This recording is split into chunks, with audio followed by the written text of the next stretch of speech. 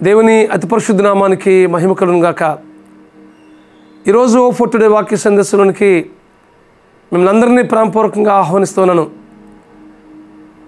ప్రతిరోజు ఈ వాక్య సందేశాలు ఉంటుంది. మీ అందరికీ మన ప్రభువైన యేసుక్రీస్తు నామంలో లైఫ్ చర్చ్ వైజాగ్ నుంచి మీకు శుభములు తెలియజేస్తా ఉన్నాను. ఈరోజు ఆదికాండం 21వ అధ్యాయం 22వ వచనం చదువుకుందాం. నీవు చేయు పనులన్నిటిలోనూ దేవుడు నీకు తోడైనాడు. నీవు చేయు పనులన్నిటిలోనూ దేవుడు నీకు తోడైనాడు.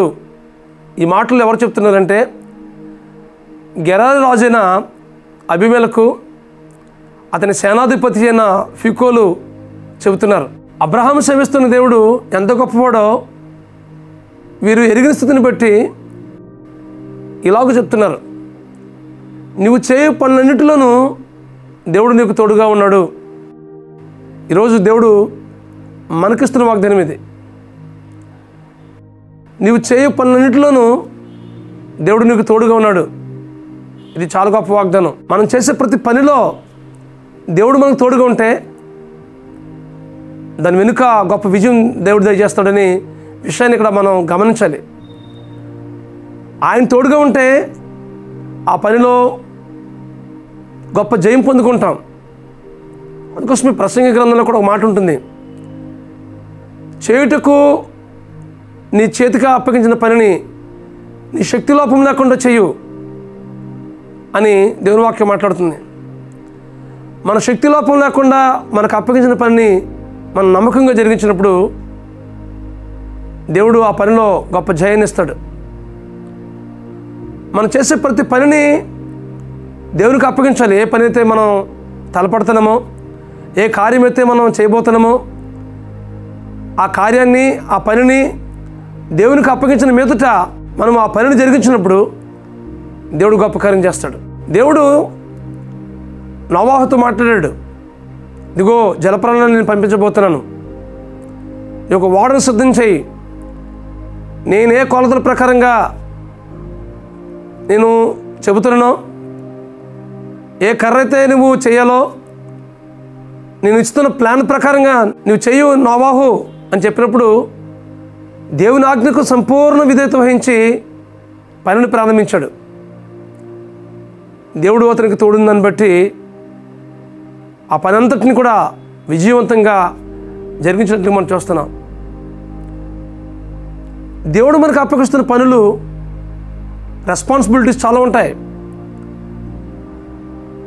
ఆయా రెస్పాన్సిబిలిటీస్ని మనకు అప్పగిస్తున్నప్పుడు వాటన్నిటినీ మనం సక్రమంగా నిర్వర్తించాలంటే ఆయన తోడు కావాలి.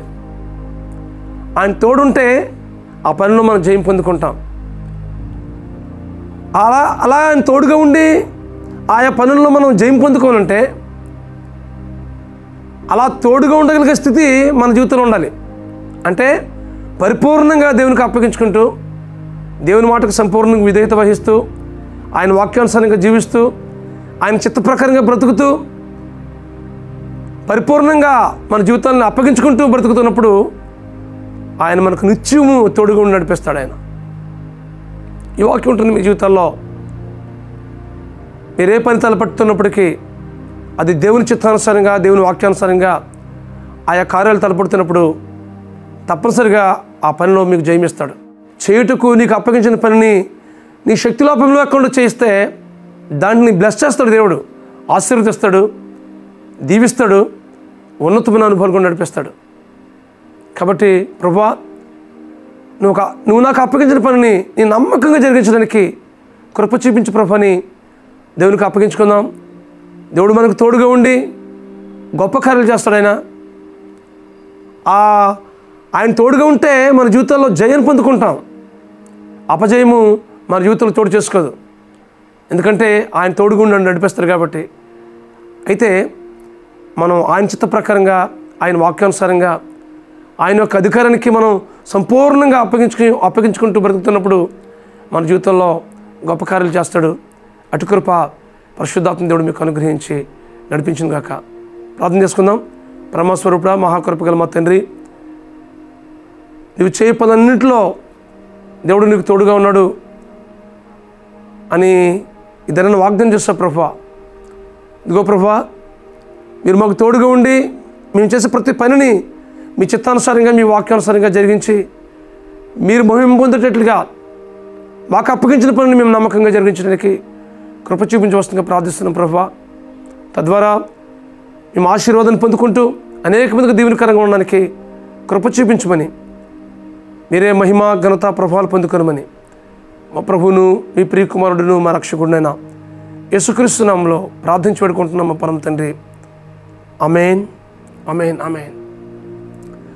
దేవుడు మీకు తోడుగా ఉండి మీరు చేసే ప్రతి పనిని విజయవంతంగా చేయట్లో పరిశుద్ధాత్మ దేవుడు మీకు సహాయం చేసి నడిపించును గాక. God bless you friends. Have a wonderful day. God bless you.